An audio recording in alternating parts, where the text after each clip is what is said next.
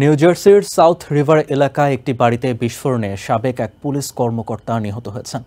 এই ঘটনায় আহত হয়েছেন আরও একজন। বৃহস্পতিবার সন্ধ্যায় এই বিস্ফোরণের ঘটনা ঘটে। আহত ব্যক্তির অবস্থা আশঙ্কাজনক বলে জানিয়েছেন চিকিৎসকরা। গ্যাস লিকেজ থেকে বিস্ফোরণের ঘটনা ঘটতে পারে বলে ধারণা করা হচ্ছে। ভয়ঙ্কর এক বিস্ফোরণে লণ্ডভণ্ড হয়ে পড়ে আছে নিউ জার্সি সাউথ রিভারের কন্টিনেন্টাল কোর্টের এই বাড়িটি। বৃহস্পতিবার সন্ধ্যার সেই বিস্ফোরণে কেঁপে ওঠে আশেপাশের আরও কয়েকটি ঘরবাড়ি।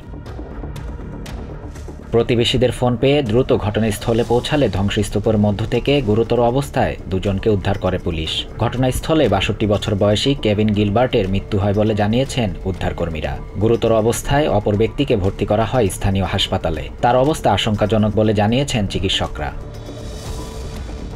এই ঘটনার পরপরই পুরো এলাকার গ্যাস লাইন বন্ধ করে দেয় কর্তৃপক্ষ। পুলিশ ধারণা করছে গ্যাস লিকেজের কারণে এই বিস্ফোরণ ঘটতে পারে। বিস্ফোরণের পরপরই বাড়িটির সামনে ভিড় করতে শুরু করে উৎসুক জনতা। সে সময় তীব্র যানজটের সৃষ্টি হয় পুরো এলাকা জুড়ে। বিস্ফোরণটি এতটাই শক্তিশালী ছিল যে অনেকের বাড়ির ভেতরের আসবাবপত্রগুলো কেঁপে ওঠে। তারা প্রথমে ভেবেছিলেন ভূমিকম্প হচ্ছে। এই নারী বলেন, বিস্ফোরণের পরপরই তার স্বামী ও ছেলেসহ অন্যান্য প্রতিবেশীরা দ্রুত বাড়িটির কাছে ছুটে যান ভেতরে আটকা পড়াদের উদ্ধারে। প্রতিবেশীরা জানান বাড়িটি শিশুসহ আরও কয়েকজনের বসবাস ছিল। উদ্ধার কাজ অব্যাহত আছে বলে জানিয়েছে পুলিশ।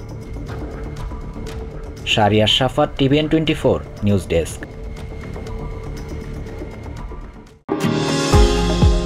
নিউ ইয়র্ক থেকে সম্প্রচারিত TVN 24 টেলিভিশন বিশ্বজুড়ে বাঙালির কণ্ঠস্বর।